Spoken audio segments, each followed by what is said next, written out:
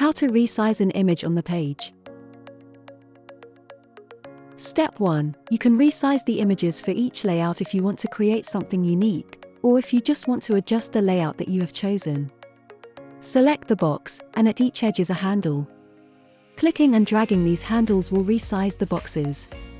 Corner handles will scale the box and side handles will stretch the box. Doing this will allow you to create a custom layout.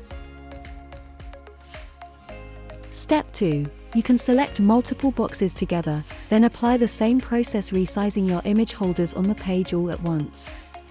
To select multiple items, use the Shift key on your keyboard and left mouse button to select them. Once all items are selected, you can then resize them together using the handles that appear at the edges of the boxes.